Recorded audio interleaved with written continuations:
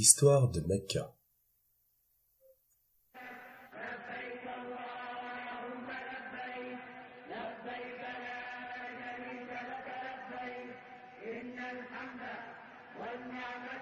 Notre histoire commence avec la ville de la Mecque. Il est dit lorsque Adam et Ève ont été renvoyés du paradis que les deux ont été séparés, avec Ève qui atterrit près de la ville de la Mecque et Adam quelque part en Extrême-Orient. Après plusieurs années à se chercher l'un et l'autre, Adam parvient à trouver son chemin à travers la péninsule arabique jusque la Mecque. Et c'est au sommet du mont Arafat, à l'extérieur de la ville de la Mecque, qu'ils ont été réunis.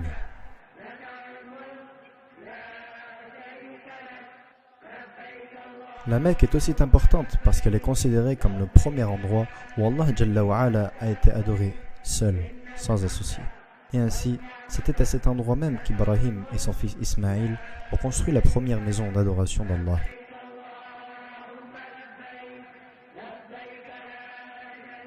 En cet honneur, Allah Jalla wa Ala a construit une structure similaire pour les anges.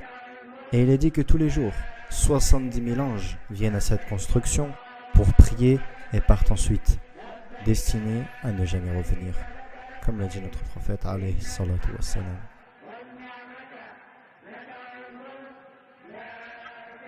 Lorsqu'Ibrahim et Ismaïl ont fini la construction de la maison sacrée, il y avait encore une brique à mettre à sa place.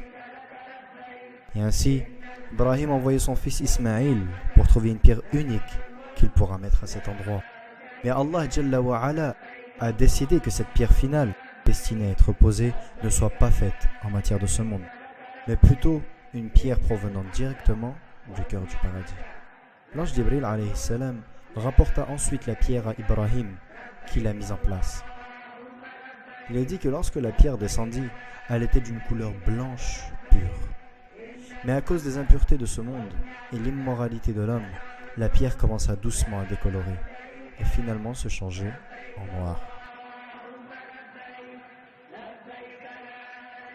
Au fur et à mesure du temps, la ville se développe. Les habitants de la Mecque restent fervents monothéistes, adorant un seul et unique Dieu.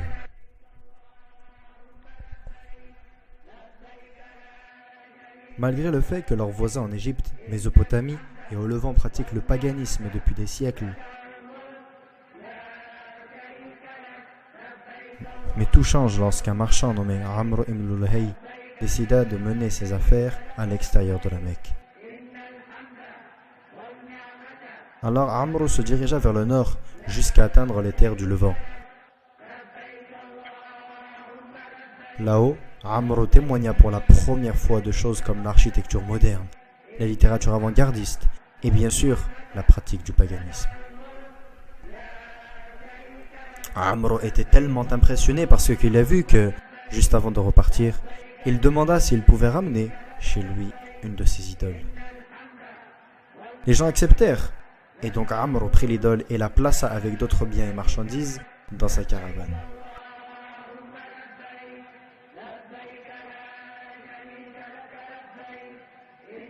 Ensuite, il mit le cap au sud, vers la ville de la Mecque. Lorsque Amr arriva enfin chez lui, il prit et plaça immédiatement l'idole devant la maison sacrée. Il dirigea ensuite le peuple en leur disant que ceci est désormais le Dieu qu'ils doivent adorer. Tristement, ce concept a fait face à très peu, voire aucune résistance.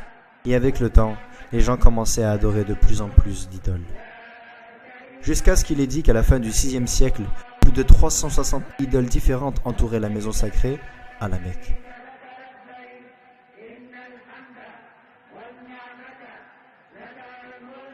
Les années passent et le paganisme s'impose à travers le monde.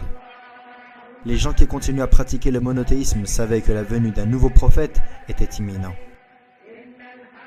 Et donc, soit par raisonnement déductif ou à travers l'interprétation de leurs textes sacrés, beaucoup déduirent que la péninsule arabique était l'endroit le plus probable où Allah enverrait son nouveau prophète.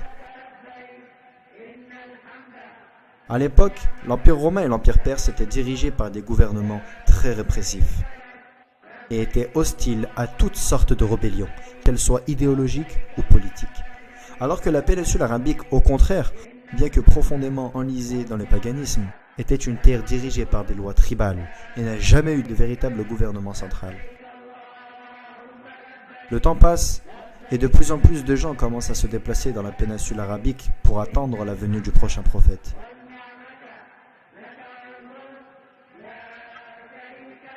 Et ainsi, sur la même terre où l'homme pour la première fois voit un culte à son créateur, et où Ibrahim construisit la première maison d'adoration de Allah seul, c'était là où Allah a destiné son dernier et final messager à apparaître.